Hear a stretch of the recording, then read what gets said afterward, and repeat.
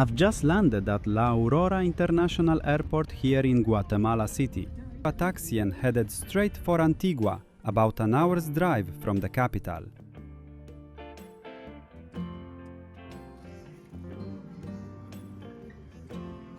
The city has this old-world charm, cobblestone streets, colorful colonial buildings and volcanoes in the distance.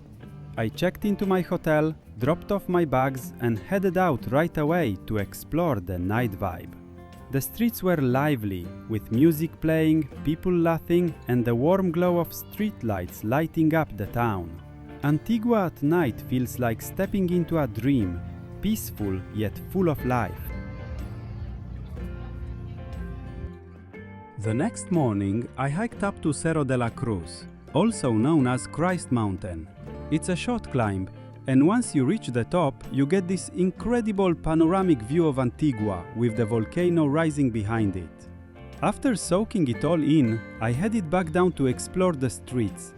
Colorful buildings, cobblestones, and vibrant local life everywhere you look. Antigua has a charm that's hard to put into words.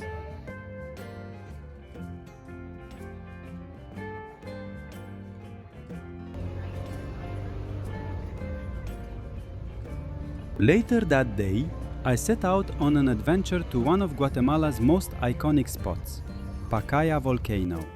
The drive there took us through small villages and scenic countryside, but the real journey began at a trailhead. The hike started off easy, winding through forested paths with the occasional glimpse of black volcanic rock in the distance.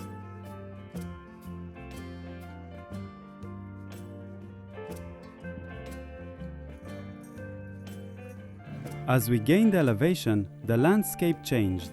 The trees gave way to wide stretches of dried lava, and the air started to carry a faint scent of sulfur. It felt like walking on another planet. Eventually, we reached the lava fields near the top. While the volcano is still active, the area we were in was safe, and honestly, one of the coolest things? Roasting marshmallows over hot vents in the volcanic rock.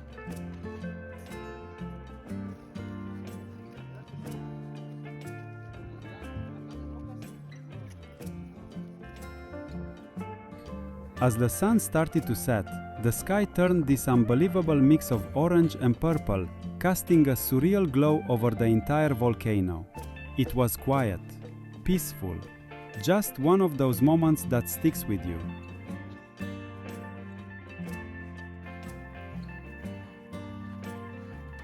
The adventure didn't end there.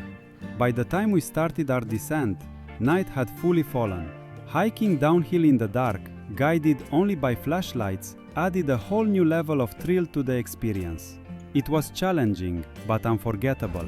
Hiking an active volcano, roasting marshmallows, watching the sunset, and ending the day under a blanket of stars. The next morning, I rented a motorbike and hit the road for a bit of an adventure. Riding through the hills around Antigua is such a vibe. Winding roads, fresh air, and incredible views all the way up.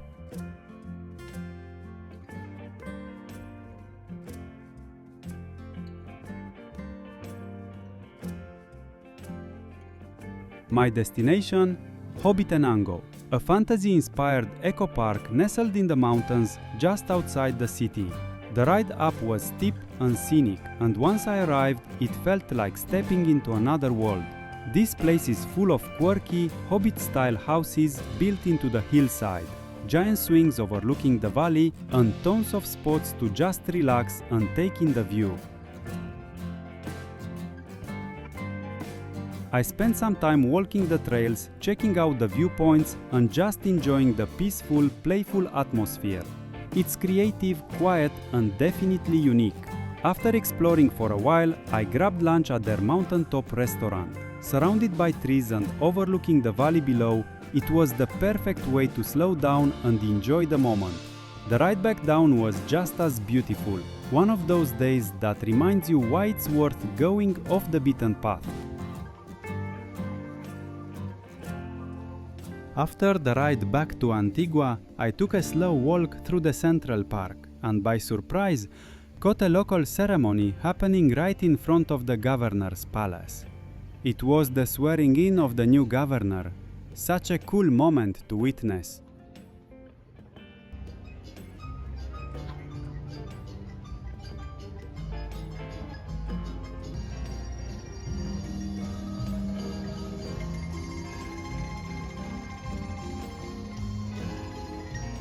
Today's adventure took me out of Antigua and into the heart of Guatemala's highlands, to a vibrant lakeside town called Panajachel.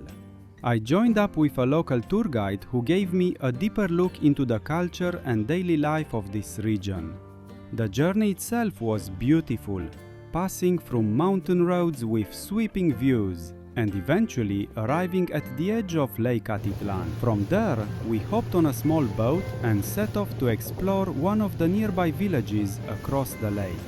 The ride was peaceful, with the mountains reflecting on the water and the occasional fisherman passing by in a wooden canoe.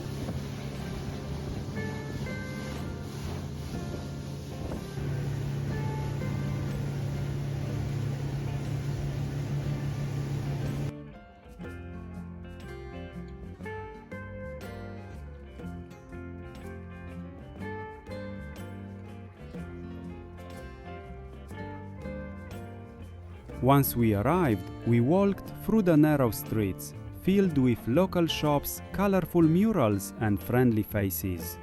I visited a local workshop where I got to learn about the Maya way of making chocolate from cacao, completely by hand, just like their ancestors have done for generations.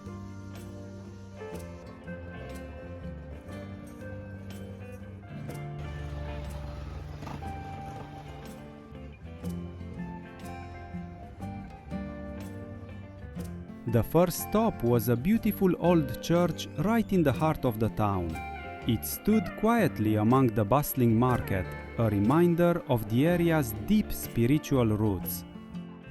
We continued walking through more of the town, stopping by small artisan markets, watching locals weave textiles by hand, and getting a sense of how daily life flows here, slow, intentional, and deeply rooted in tradition.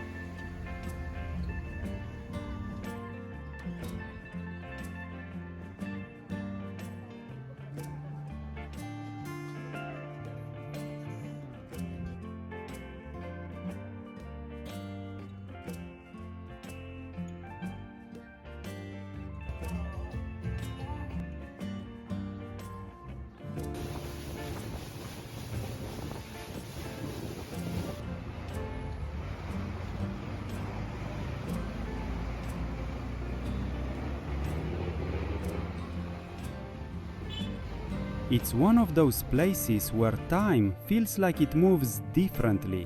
You're surrounded by beauty, not just in the scenery, but in the people, the craftsmanship, and the stories they carry. Visiting Panajachel and the surrounding villages gave me a glimpse into a side of Guatemala that's quieter, but rich with history and soul. I'm really glad I took the time to experience it with a guide who grew up here. It made all the difference.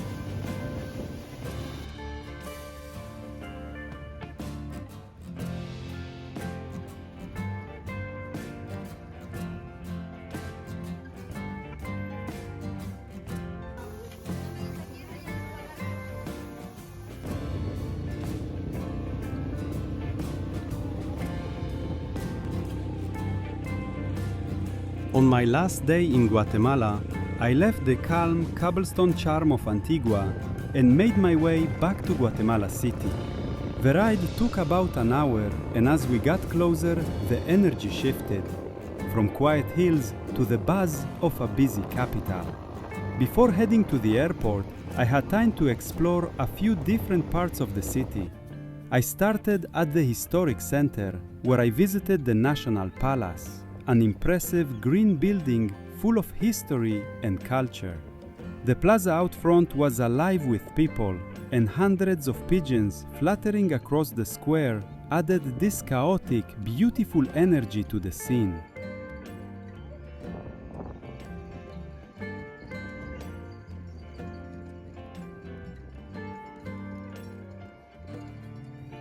From there, I wandered through nearby streets, taking in the contrast between old and new. Classic architecture sitting next to modern cafes and shops. I also stopped by a sleek white shopping center, modern, clean, and completely different from the colonial style of Antigua. It was interesting to see this side of Guatemala, more urban, more fast-paced, but still full of life. After soaking in the city vibes one last time, I headed to the airport to catch my flight home. As I waited to board, I thought about everything I'd experienced. Volcano hikes, lakeside villages, the magic of Antigua, and the energy of Guatemala City. This trip gave me a glimpse into the heart of the country, layered, complex, and beautiful in so many ways. As the plane lifted off, I looked out the window and smiled, knowing this journey might be over, but the memories will stay with me for a long time.